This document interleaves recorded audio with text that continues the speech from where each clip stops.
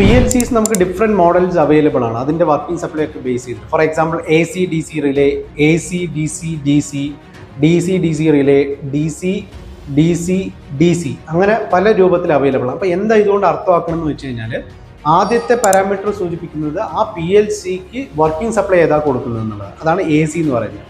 രണ്ടാമത്തെ ലെറ്റർ സൂചിപ്പിക്കുന്ന DC എന്ന് ഉദ്ദേശിക്കുന്നത് വെച്ചാൽ ഇൻപുട്ട് നമ്മൾ എങ്ങനെയാണ് കൊടുക്കുന്നത് എന്നുള്ളത്. അത് DC മീൻസ് അതിൻ്റെ ഇൻപുട്ട് DC ആയിരിക്കും നമുക്ക് കൊടുക്കാൻ കഴിയുക. മൂന്നാമത്തെ ലെറ്റർ എന്ന് പറയുന്നത് റിലേ എന്ന് പറഞ്ഞാൽ അതിൻ്റെ ഔട്ട്പുട്ട് റിലേ ആയിരിക്കും എന്നുള്ളതാണ്. ഇനി AC-DC മീൻസ് നമ്മൾ ഇൻപുട്ടിൽ വർക്കിംഗ് സപ്ലൈ AC ആയിരിക്കും, അതിൻ്റെ ഇൻപുട്ട് ടെർമിനലിലേക്ക് കൊടുക്കുന്നത് DC ആയിരിക്കും, ഔട്ട്പുട്ട് നമുക്ക് ട്രാൻസിസ്റ്റർ ആയിരിക്കും അല്ലെങ്കിൽ DC ആയിരിക്കും കൊടുക്കാൻ പറ്റുക. അവിടെ നമുക്ക് AC കൊടുക്കാൻ പറ്റില്ല എന്നുള്ളതാണ്. അപ്പോൾ ഇതാണ് ഒരു PLCൻ്റെ സെലക്ഷനിൽ നമ്മൾ ശ്രദ്ധിക്കേണ്ട മെയിനായിട്ടുള്ള ഒരു കാര്യം.